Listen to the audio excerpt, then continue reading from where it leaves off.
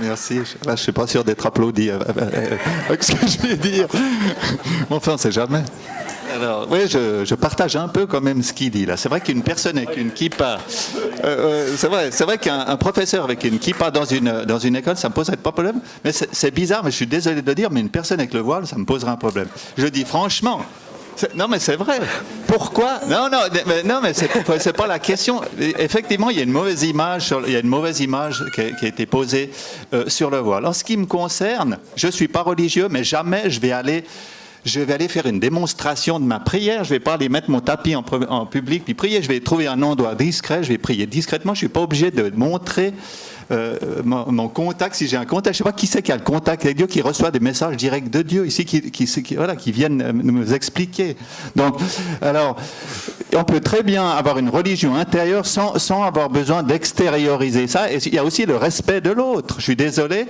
Mais moi, je n'aimerais pas être reçu par un tribunal avec une personne voilée, l'autre avec la kippa, puis l'autre, un monsieur avec une croix. Je ne vais pas dans un tribunal religieux. Donc, il y a un minimum de respect aussi envers les gens qui ont d'autres croyances. C'est une question aussi de droit de l'homme, de respecter les autres, les convictions des autres, et de ne pas imposer. On a l'impression, je m'excuse, je parle assez franchement, hein, on a l'impression que l'islam veut imposer quelque chose, qu'elle a une mission pour faire, je ne sais pas laquelle, il faudra m'expliquer. Et ce que j'aimerais savoir aussi, c'est si le voile est un signe religieux. S'il est un signe religieux, il ne doit pas figurer. La loi là, est claire, il n'y a pas de signe religieux. Alors je vais vous montrer quelque chose, je vais vous montrer le tribunal. Si je vais au tribunal comme ça, vous me direz ce que vous en pensez. Alors, attendez. Est-ce que vous aimeriez... Voilà, je vous reçois comme ça au tribunal, où même si je vais à la mosquée comme ça, peut-être je vais être bien accueilli, mais peut-être je vais choquer des autres, alors que Jésus est quelqu'un de paix, il s'est fait assassiner et tout. Mais j'oserais pas m'afficher comme ça, nulle part, surtout. Alors, est-ce que vous accepteriez que dans une administration, on vous reçoive avec un crucifix comme ça ? Mais c'est vrai, la religion est quelque chose de privé, d'intime. La relation avec Dieu est une question d'intime, il n'y a pas besoin de la montrer. Plus on veut montrer quelque chose, en général, c'est moins on l'a. Merci. Juste une question. Écoutez, juste une question. Très rapidement. Quand la musulmane porte le voile par conviction personnelle, intime, c'est sa relation avec Dieu. Elle doit le porter dans l'espace public également. En quoi est-ce que cela est une façon de vous manquer de respect ? C'est peut-être dans votre regard, à vous, qui regardez la femme voilée, que vous imaginez qu'elle vous manque de respect. Mais ce n'est pas du tout le cas. Monsieur Vanek. C'est ça. C'est séparé de ces conceptions. Autrement, la croix vous va très bien.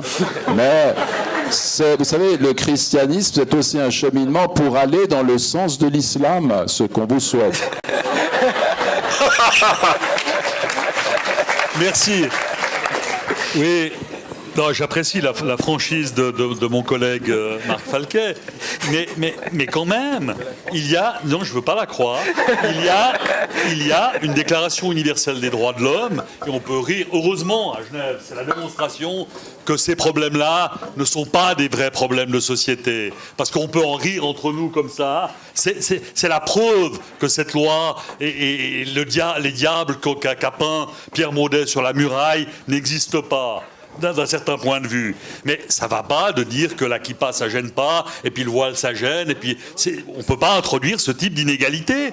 Et l'article en question de la Déclaration universelle des droits de l'homme, et l'article 9, sauf erreur de la Convention européenne des droits de l'homme, garantissent un droit imprescriptible, individuel, de pratiquer le culte, les rites et les pratiques religieuses en public et en privé, comme Annie Ramadan l'a appliqué. En public, en privé, et y compris à un guichet de l'administration fiscale cantonale ou dans une école ou ailleurs. Il faut, pour restreindre ce droit, il y a des règles qui disent qu'il faut un intérêt public prépondérant. Il faut une base légale. Bon, on a une base légale là, elle est contestée, mais il faut un intérêt public prépondérant qui justifie cette restriction d'un droit individuel fondamental. Et moi, je me bats contre cette restriction parce qu'à aucun moment dans les débats, il n'a été invoqué un intérêt public qui justifie cette restriction. Ce qui est invoqué, c'est un peu ce que vous avez dit, c'est que ça me gêne, il ne faudrait pas que les gens